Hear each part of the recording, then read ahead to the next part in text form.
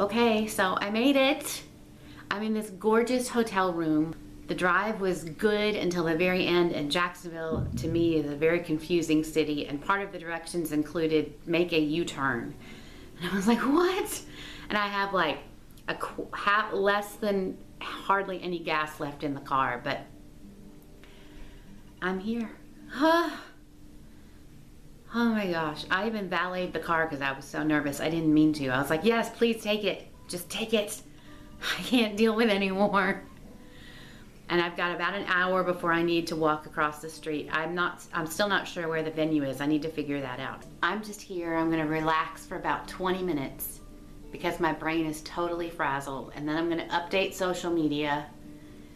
And then I'm gonna change clothes and I'm gonna head out and find the venue. So, we did it, you guys. A couple more hours and I'll be hugging Dan and Phil. Talk to you in a little bit. Okay, I'm changed into my Dan and Phil shirt and I am charging up my phone and I'm gonna leave the room in about 15 minutes. Their tour bus is visible from my window, you guys. I'm not taking a picture of it because I'm not gonna be a stalker, but OMG. Yeah. It's just a regular tour bus. It's not like it has their faces on it or anything, but anyway. And I've calmed down a little bit, although you can't tell. And my brain is completely frazzled, and all I can think about is that I'm going to be hugging them in less than an hour. And I think I'm gonna do this pose. Like the holding hands pose. I think that's what I'm gonna do. And I'm gonna take my book and I'm gonna ask them to sign it. I'm gonna have my backpack with my book and my wallet in it and my ticket, and that's all I need. And I've already seen a lot of people over across the street at the center, so I know there's already a line, and that's okay because I don't want to be first. I want to see what goes on or hear what goes on and calm down a little bit, and then, you know, then I'll be okay. All right, you guys, I guess I'll see you on the other side. Talk to you soon. Oh my gosh, you guys, I don't even know where to start. I got there to the venue and there was a sign on the door that said meet and greet 4:45 and it was already 5:15 and I thought, oh no, I thought the meet and greet started at 5:15. And these girls told me, oh, if you're VIP, you go around the other side of the building. Well, I walked all the way around the building and there was nothing there. So I came back and I thought, well, maybe they were just teasing me because I'm old or something. And I stood there and I stood there and then a lady took down the signs for the VIP and I thought, well, maybe I am in the right place. And then time was going on and they said, well, the doors open at 6 and I was like, this can't be right. I'm missing it. And I then started to cry.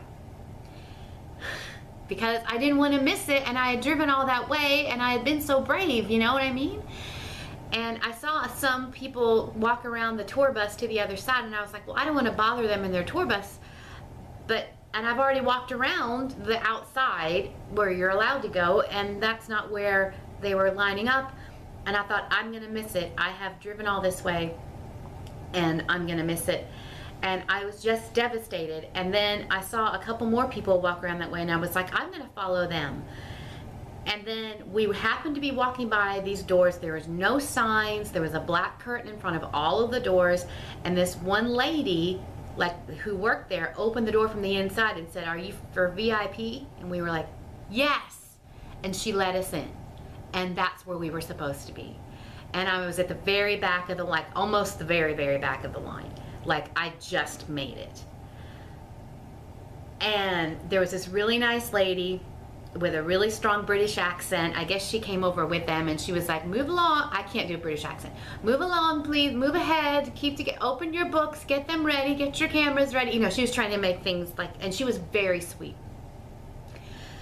And then there was a guy who was up at the very front, and as I was getting closer, you could sort of see Phil's arm reaching for people as he was going to hug them, and I almost started to cry then. And then it was almost my turn, and there was these sweet 3 girls that were there with their father. They were in front of me, and they almost started to cry, and that made me almost start to cry. And the security guard was looking at them and he was like, are you all right? Are you okay? You know, trying to help. And they're like, yes, I'm okay. And then he looked at me when it was going to be my turn next. And he was like, you okay? And all I could do was this. That's all I could muster. So then it's my turn, and I'm holding my camera that's on, and I'm holding the book, not open to the page like it's supposed to be, and there is Phil. And he's like this, hi! Oh, and I said, hi, Phil! And I gave him a hug, and yes, they are tall. And then I let go of him, and I looked, and I said, hi, Dan! And I gave him a hug, and then they had to lean down to get it, and Dan took the book from me. He said, would you like us to sign the book? And I said, yes, because my brain stopped working. And then Phil looked at me and said, how are you having a nice day? How was your day? Are you having a nice day? And I said, I drove 6 hours today to see you. And he said, oh, thank you for doing that. Like he really, really meant it, you know? And I think Dan said something then too, but I can't remember, because then he said, do you want to take a picture? I said, yes, I'd like to take a selfie. And he said, I'll use my long arms to do it. And I've heard that he said that to other people. So he took a selfie. He actually took 4 of them, and I will post it here. And but I didn't know he took 4 of them. I was just standing there like this. And then the next thing I knew, I had my camera back, and the next thing I knew, I had my book back. And I was walking away, and I said, bye, have a good show. And they said, oh, thank you. I met Dan and Phil. I hugged them. It was amazing. They are such nice, genuine people. They're not snooty. They're not rude. They're not put off. They seem genuinely surprised that anyone showed up. It's the best way I can put it. It's like every person that comes around the corner, they're like, whoa, someone else watches our videos? I mean, they're just down-to-earth people. So then I went in and went to buy some merchandise, and that took about 40 minutes. And then I saw Martin and Cornelia standing over to the side, and people were standing in line to get their pictures taken with them. Well, Cornelia had tweeted out something about how she was going on the tour, and I tweeted back, I said something like to the effect, you know, I'm 42, I'm a little nervous about going, and she tweeted me back and said something to the effect of, age is of no consequence amongst friends. And I was like, you know, that is so sweet. So I walked right up to her, I handed Martin the camera, I said hello, and I handed him the camera for some reason, and I said, I tweeted you about being 42, and like a freak. I totally was freaked. And you said to come anyway, and she said, oh, that's you, I remember that. And I said, you remember that? And I gave her a great big hug, and then I was like, can we take a picture together? And Martin was like, sure. And we took the picture, and then he said, I think you'll really like the show. I haven't seen the American one, but the British one was very good. How sweet is that? He's so proud of his brother. So, and I was like, okay, I'll tweet. He said, let us know. And I said, okay, I'll tweet you about it. So I'm going to tweet them about it. So then I went in, and I was in the very front row of the beginning orchestra, the beginning of the orchestra, not the pit, but the orchestra, which was perfect because I'm short and there was no one in front of me. And no spoilers. I am not spoiling this show.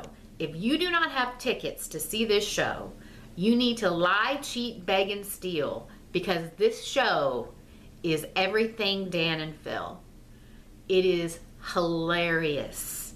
It is spot on.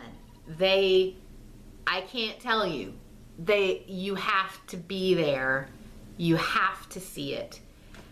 I don't know how to give it a review without spoiling it, and I wouldn't do that to you because I only knew about one thing in the show, and I wish I hadn't known about that, even though it wasn't that big of a deal. So now I'm back in my hotel room. I am hoarse from yelling, screaming, and laughing. I'm hungry because all I've had to eat today is 2 Diet Cokes, some pretzels, and a Snickers. I'm a little worried about driving back home tomorrow because I have hardly any gas left in the car, and I don't know where to get gas here. I think it's got like 40 miles left on it, so hopefully I can make it to the interstate and then get some gas. But I do have free internet here, so I'm going to be on Tumblr all night, and I might even post this to YouTube tonight, I'm not sure, after I edit it way, way down. So to anybody like probably just my mom and my sister and my grandmother who have watched this entire video series, thank you. This has been one of the best experiences of my life. I was brave and I was scared and I did it anyway. And it was worth it. And I'm proud of myself. And I'm so thankful for having such a supportive family. And I'm so thankful that Dan and Phil exist in this world because they promote such kindness and acceptance. And it's just, things are good. Things are good. I'll talk to you later, guys. Keep smiling.